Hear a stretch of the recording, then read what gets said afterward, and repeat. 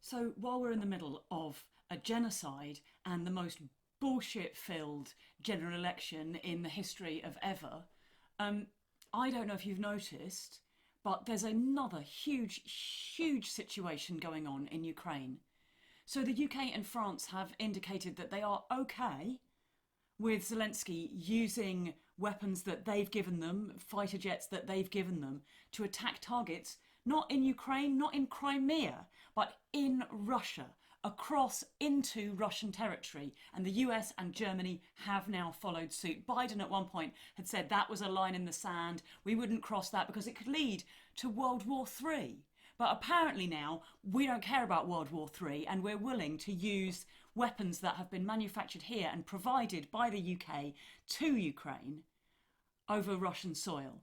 And furthermore, some of the planes that are about to get used are F-16s, and that's a huge problem because F-16s are what is used to drop nuclear weapons.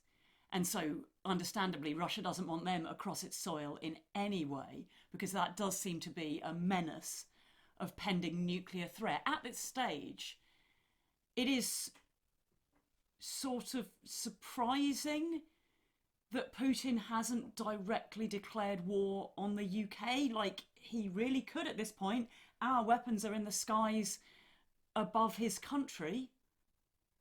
And David Cameron, who's in charge of making these sort of decisions, has come out and having originally said that that wouldn't be allowed, been like, it's not up to us to tell the Ukrainians what to do. You give someone an F-16 fighter jet, I am telling you, you have the right to tell them what to do with it. Just like, oh, well, you know, like, here, take my fully automated machine gun, my nuclear weapon dispensing machine, but, you know, do whatever you like with it. I won't provide any conditions. Are you absolutely losing the plot? There is a very, very significant risk at this stage that we end up in a direct war between Russia and NATO.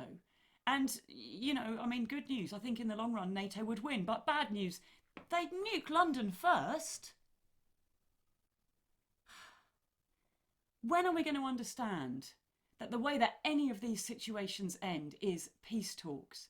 You can fight and you can fight and you can fight and you can fight, and the only thing that ends it is peace talks. So you might as well have those peace talks now. You might as well sit around the table now and start saying, what can we do to stop this? Because honestly, people in Ukraine, people in Crimea, people in Gaza, they are better off with not the ideal government, not the government that they really wanted. They are better off in a position where ultimately they're going to lose some land and they're going to end up going somewhere else and there's going to be a lot of restrictions than they are under constant bombardment.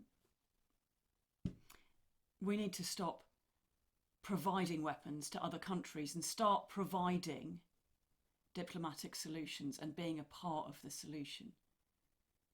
And it's honestly disgusting that we're here in 2024 and we haven't realised that, and instead we're literally headed towards World War III.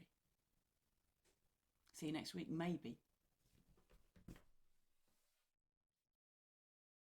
Increasingly, the mainstream media is terrible at informing the public of what is really going on. I'm only able to make these videos because people are generous enough to sponsor me making them, and if you're able to be a part of that, I would hugely appreciate it. It can cost as little as $1 a month and you'll get loads of fun bonus content and lots of extras from me and my undying gratitude.